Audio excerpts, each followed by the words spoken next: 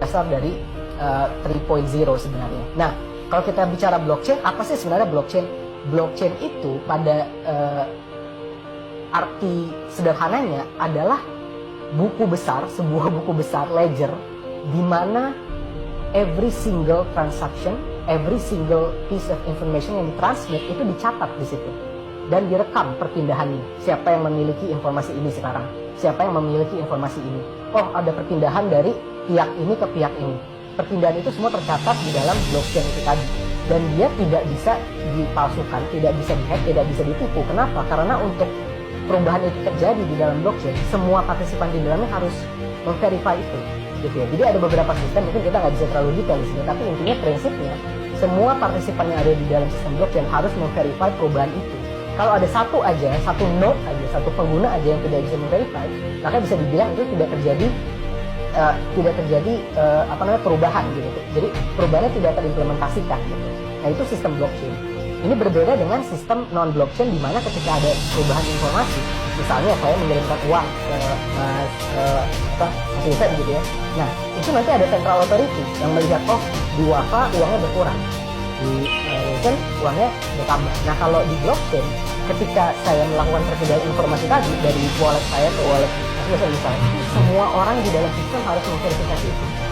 Dia harus memverifikasi itu. Nah, itu adalah konsep dasar dari blockchain. Crypto aset itu seperti apa? Crypto aset atau NFT pada dasarnya adalah aset atau objek yang kepemilikannya itu dicatat di dalam buku besar ini tadi, di dalam blockchain ini tadi, apapun itu. Jadi kalau sekarang kita dengan NFT mungkin taunya artwork gitu ya, gambar-gambar lucu yang ada di OpenSea, atau mungkin ya kemarin ada Gozali Everyday yang selfie dan lain-lain. Tapi sebenarnya teknologi NFT dan crypto aset itu bisa digunakan untuk apapun. Bukan cuma artwork, bukan cuma foto, bukan cuma video, tapi bisa misalnya catatan rumah sakit, catatan kriminal, misalnya catatan kependudukan, misalnya catatan keuangan.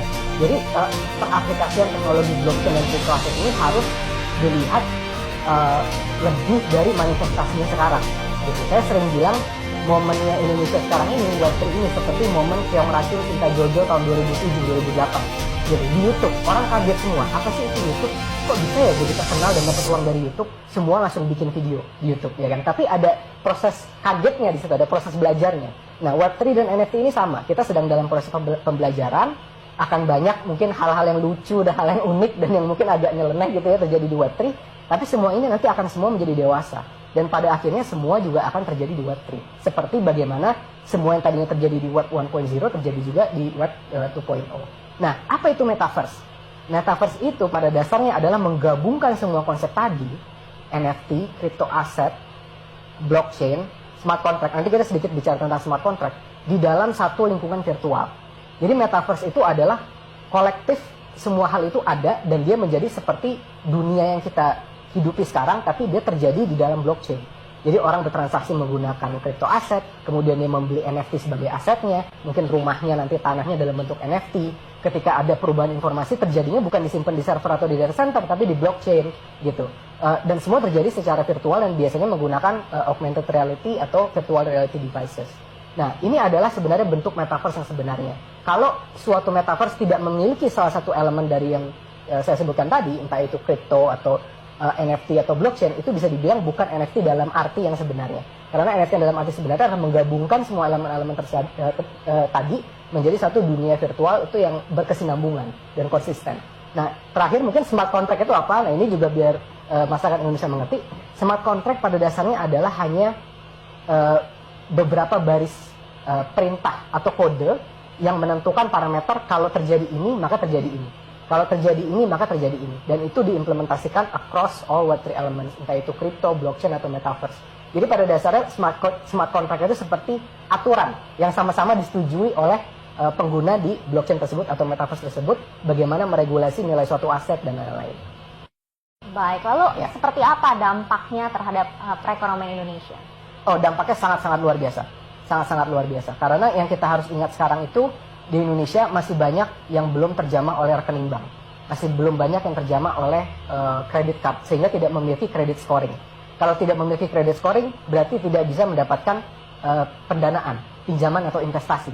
Kalau tidak bisa mendapatkan pendanaan pinjaman untuk investasi, berarti tidak bisa bertumbuh kembang secara ekonomi. Dan ini terjadi secara skala masif ke 270 juta penduduk Indonesia, impact-nya luar biasa. Nah, Web3 memotong semua barrier ini. Sekarang sudah ada lebih banyak wallet kripto di Indonesia dibandingkan stock brokerage account. Sudah ada lebih banyak orang yang memiliki crypto wallet dibandingkan orang yang memiliki rekening saham. Ini fakta. Jumlahnya sekarang sudah mencapai hampir belasan juta crypto wallet di Indonesia. Saya pernah ketemu anak usia 17 tahun, saya cerita tentang kripto, dia tahu ICO, Initial Coin Offering. Tapi ketika saya cerita salah satu perusahaan teman saya akan IPO, dia nanya ke saya, "Kak, IPO itu apa ya?" Jadi sekarang yang terjadi di Indonesia, ada generasi baru, anak-anak muda, nggak harus di kota. Jadi jangan sampai kita beranggapan bahwa Web3, kripto, dan NFT ini hanya fenomena yang terjadi di kota. Enggak. Anak-anak yang saya ajak ngomong ini, anak-anak dari luar Pulau Jawa. Mereka tahu ICO, mereka tahu kripto, mereka nggak pernah dengar IPO. Artinya sekarang tanpa kita sadari, di bawah pusaran ini yang nggak kita sadari, ada generasi yang mengembrace fintech melalui Web3 tanpa disadari oleh sistem keuangan tradisional. Ini impact-nya akan sangat luar biasa besar. Artinya orang nanti akan sangat mudah mendapatkan akses ke pendanaan, mudah untuk berbisnis, karena dengan NFT dia tinggal gambar, dia bisa menjual gambar tersebut sebagai objek di metaverse, dan dia bisa mendapatkan uang, gitu ya. Implikasinya nanti apa artinya untuk pekerjaan-pekerjaan tradisional? Apakah nanti pekerjaan tradisional akan kurang mendapatkan minat dari pekerja? Karena kebanyakan pekerja akan mendapatkan uang dari Web3. Itu harus dipikirkan. Belum metaverse. Aktivitas ekonomi nanti akan pelan-pelan berpindah dari universe kita sekarang, itu saya menyebutnya gitu, physical first, ke dalam metaverse. Apa artinya ini gitu? Apakah berarti hanya orang-orang yang memiliki skill tertentu, yang mengerti teknologi, yang mengerti keuangan, yang bisa mendapatkan uang di metaverse? Ini perlu kita kaji bersama, karena banyak sekali pekerjaan yang bisa dilakukan di Web3 itu tidak bisa dilakukan di Web2, dan banyak juga hal nanti yang dilakukan di metaverse itu membuat banyak hal yang dilakukan di dunia nyata ini menjadi tidak relevan lagi, dan ini perlu dimanage dengan baik kerjasama antara pemerintah, swasta, dan juga masyarakat untuk bagaimana bisa sama-sama menggunakan Web3 ini untuk kemajuan bangsa.